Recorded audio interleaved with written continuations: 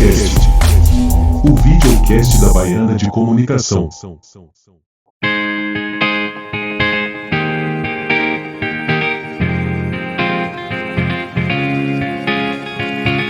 Escola Baiana de Comunicação, única, diferenciada, 100% comunicação.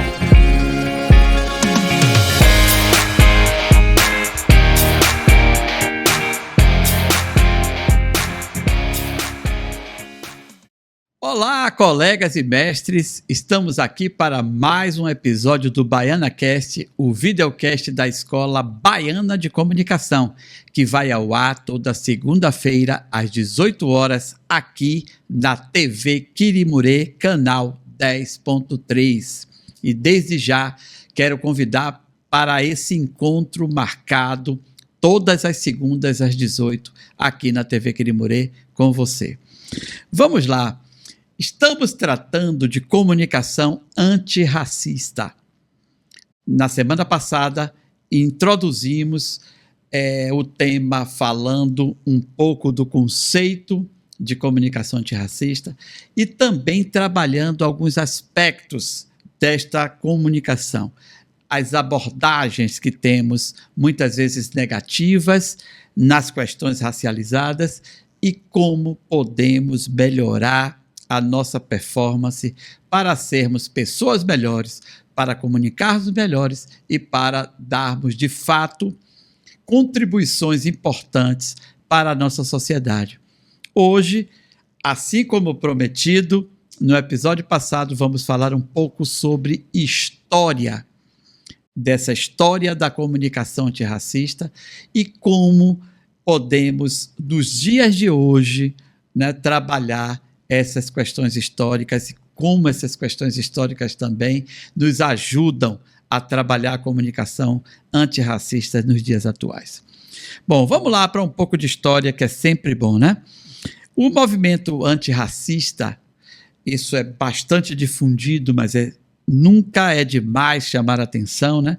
Ganhou força, durante o século passado, pelos movimentos pelos direitos civis dos Estados Unidos, especialmente lá nas décadas de 50 e 60, quando importantes líderes negros surgiram de fato, com discursos maravilhosos, usando a comunicação antirracista de uma forma muito forte, líderes como Luther King e Malcolm X, que usaram essa comunicação como uma ferramenta muito poderosa para combater a segregação, que era muito forte nessa época. Vamos combinar, nos Estados Unidos essa segregação ainda é muito forte até os dias de hoje, mas essa segregação era algo que fazia muito mal aos pretos. Hoje, de certa forma, há um equilíbrio nas relações.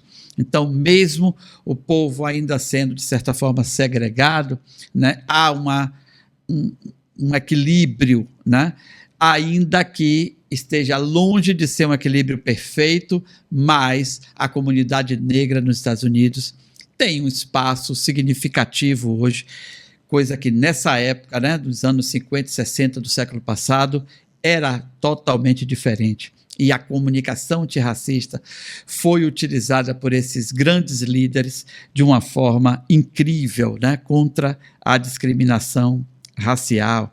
Então, temos frases fantásticas, como a de Luther King, que falou que eu tenho um sonho, e o sonho dele era exatamente saber que um dia, um filho dele preto poderia ser tratado como um igual, ser tratado como uma criança branca seria, e muitas outras coisas que ele trazia nesse discurso maravilhoso que ele fez. Enquanto isso, aqui no Brasil, figuras importantes também, como Abdias do Nascimento, e Lélia Gonzalez, também foram fundamentais nessa luta antirracista, porque eles destacavam a importância da cultura e da identidade negra no processo de construção da sociedade brasileira. Então, esses líderes negros também têm um papel importantíssimo para a gente, né, aqui no Brasil. Hoje, né, a comunicação antirracista continua sendo vital, e por isso mesmo que estamos trazendo essa temática aqui para o BaianaCast, para discutir com vocês toda semana através da TV Quirimurê, porque esse é o canal da cidadania, é o espaço adequado para a gente trazer esse tipo de tema para discussão, né? E, atualmente, com quase o processo homogêneo de uso, né, das mídias sociais e da formação das redes sociais digitais que a gente vê hoje de forma tão poderosa, né? Obviamente que traz essa visibilidade global, né? É muito importante que discussões sobre essas, então, sejam trazidas para que isso possa ser difundido e discutido nesses ambientes. Eu quero, inclusive, hoje, inaugurar uma coisa aqui no BaianaCast, que eu não tinha feito até este episódio de hoje, que é trazer a fala de um convidado muito especial, que é um colega que está nesse momento em Lisboa, em Portugal,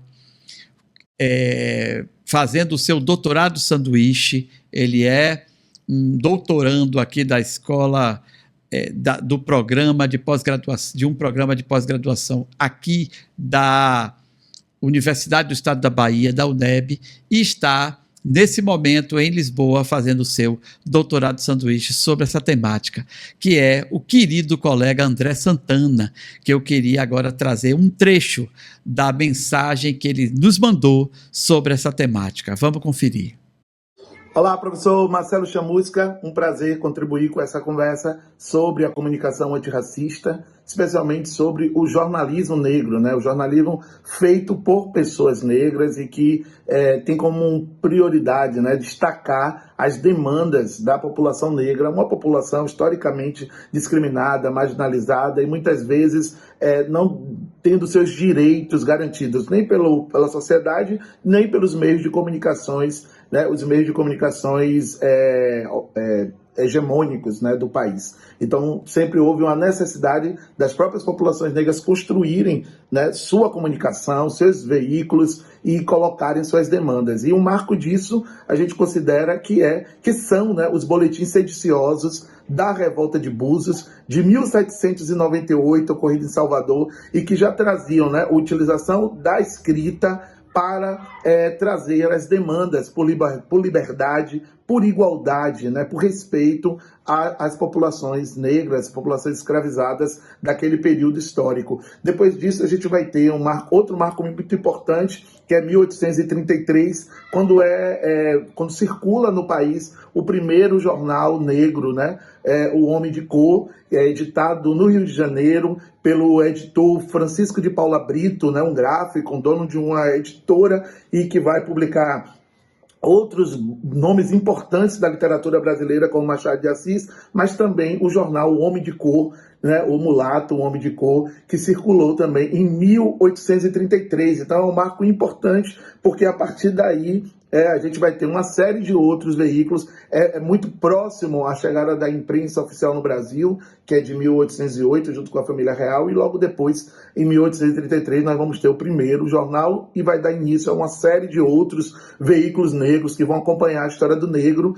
né, chegando no século XX com veículos importantes como o Quilombo, editado por Abdias do Nascimento, o Iroim, né, e tantos outros, e a partir já século XXI a gente vai ter essa entrada forte dessa militância, desse ativismo negro nas mídias digitais, construindo portais importantes, o Mundo Negro sendo um dos pioneiros, Correio na Bahia, Alma Preta e tantos outros veículos que vão demonstrar sempre o interesse do negro, o interesse da população negra em utilizar o jornalismo, a comunicação, para dar voz às suas demandas, às suas reivindicações históricas. Quem quiser saber mais sobre esse assunto, indico essas duas obras super importantes da professora Ana Flávia Magalhães Pinto, destinada a essa contribuição negra no jornalismo. Valeu, obrigado. maravilhoso. Queria agradecer a André por essa grande contribuição aqui no BaianaCast, nesse episódio sobre comunicação antirracista.